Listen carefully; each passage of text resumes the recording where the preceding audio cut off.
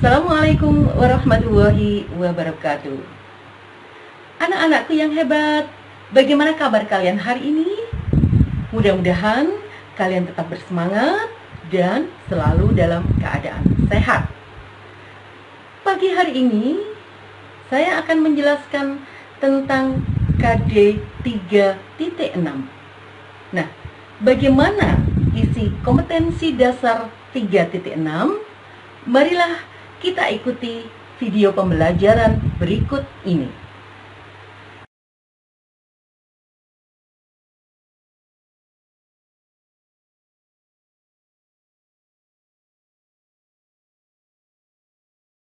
Kompetensi dasar yang hari ini kita jalani adalah kompetensi dasar 3.6, menelaah struktur dan aspek kebahasaan teks prosedur tentang cara melakukan sesuatu dan cara membuat dari berbagai sumber yang dibaca dan didengar.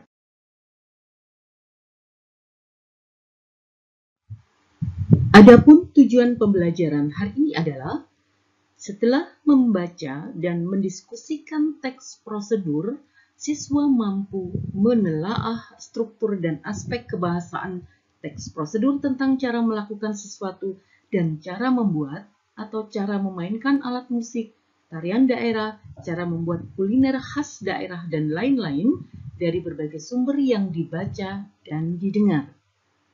Coba anak-anak perhatikan, fokus kita hari ini adalah aspek kebahasaan teks prosedur.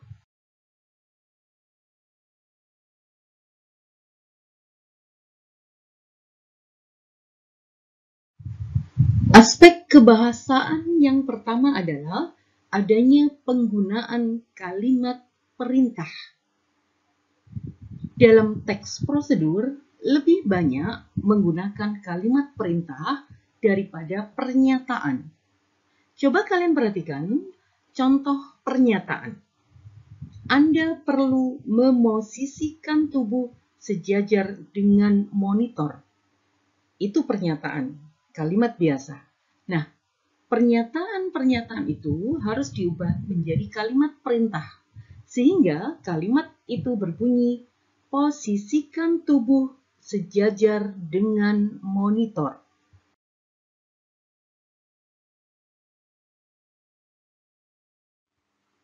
Penanda kebahasaan berikutnya adalah penggunaan bentuk pasif untuk proses. Dalam contoh, kalimat aktifnya berbunyi, Anda sebaiknya menekan tombol keyboard dengan lembut. Kalimat aktif lebih dipentingkan siapa pelakunya. Nah, dalam teks prosedur, pelakunya tidak seberapa dipentingkan. Yang dipentingkan adalah prosesnya atau kegiatannya. Sehingga kalimat aktif itu berubah menjadi tombol keyboard sebaiknya ditekan dengan lembut.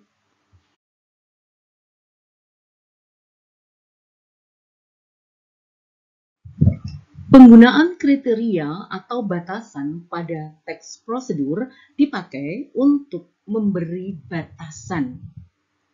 Sebatas apa kegiatan itu dilakukan? Sebanyak apa kegiatan itu dilakukan? Angkat kaki kanan setinggi lutut. Angkat kaki kanan. Kalau hanya angkat kaki kanan, mungkin orang akan bertanya-tanya, seberapa kita mengangkat kaki kanan kita? Nah, di situ diberi batasan setinggi lutut. Ya, jadi tidak terlalu tinggi atau tidak terlalu rendah, tapi cukup setinggi lutut. Atau contoh berikutnya, langkahkan kaki kanan 2 kali. Langkahkan kaki kanan 2 kali. Ada kata 2 kali, dibatasi 2 kali. Tidak 3 kali, 4 kali, atau bahkan hanya sekali misalnya.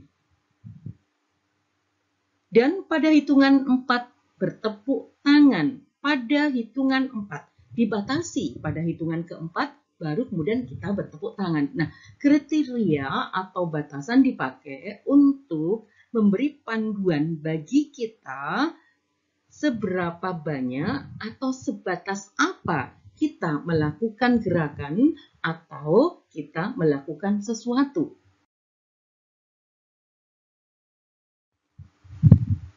Kebahasaan berikutnya adalah penggunaan kata keterangan cara, keterangan alat, dan keterangan tujuan pada teks prosedur.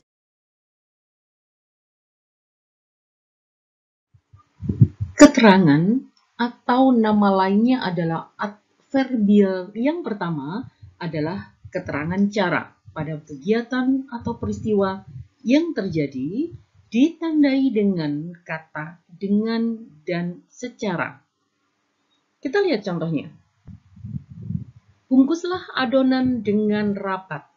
Dengan rapat adalah keterangan cara. Talikan rafia dengan cara menyilang. Dengan cara menyilang. Minum cairan tanpa diaduk. Tanpa diaduk. Bunyikan secara serentak semua gendang. Secara serentak semua gendang.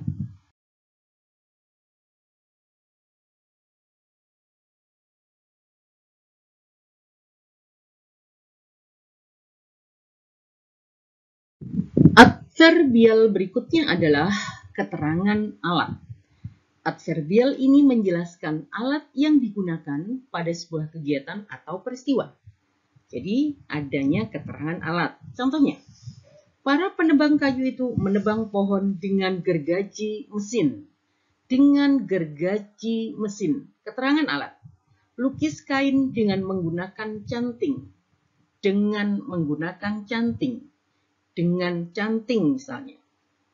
Keterangan alat. Penjahit itu membuat baju dengan alat jahit sederhana.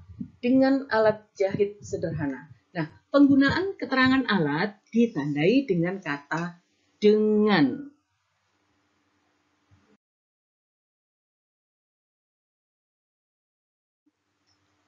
Keterangan berikutnya adalah keterangan tujuan.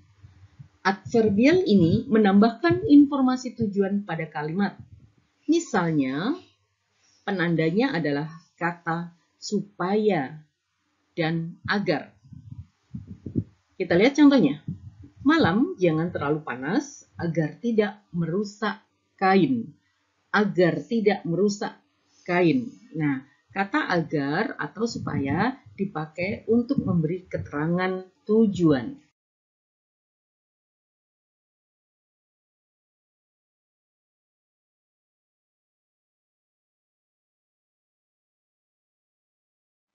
Kata keterangan berikutnya adalah keterangan syarat. Kata keterangan ini menambahkan keterangan syarat terjadinya suatu peristiwa ditandai dengan kata jika. Misalnya, jika malam yang digunakan pada canting terlalu panas akan merusak kain. Jika gula terlalu banyak akan cepat gosong. Kata jika malam, malam itu benda yang untuk membuat batik itu ya, untuk melukis batik. Kemudian jika gula, syaratnya di situ menggunakan kata sambung jika.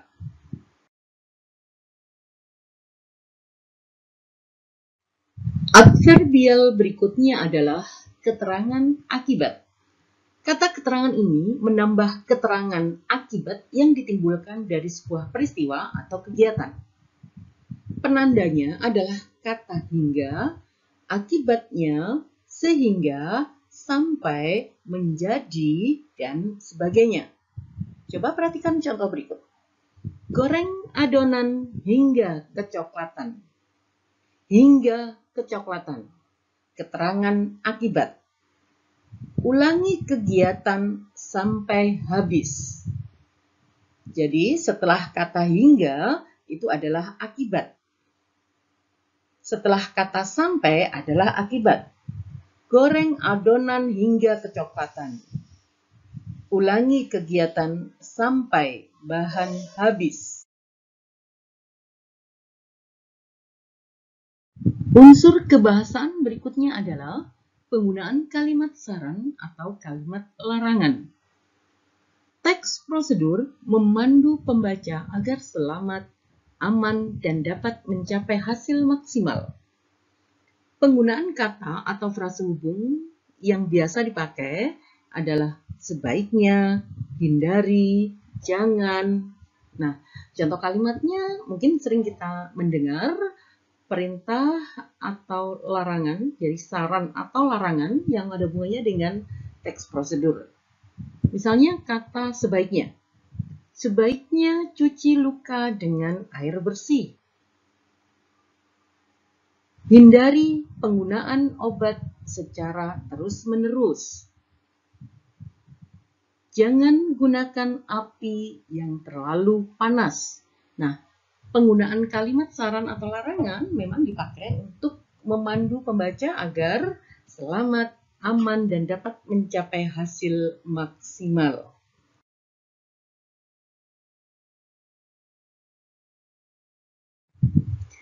Aspek kebahasaan berikutnya adalah penggunaan akhiran i dan akhiran kan pada teks prosedur.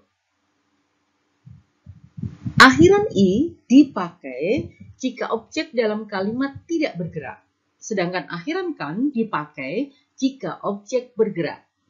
Perhatikan kalimat berikut. Lumuri loyang dengan mentega. Lumuri loyang. Akhiran i dipakai jika objek dalam kalimat tidak bergerak. Lumuri loyang. Di sini objeknya adalah kata loyang. Lumuri loyang dengan mentega.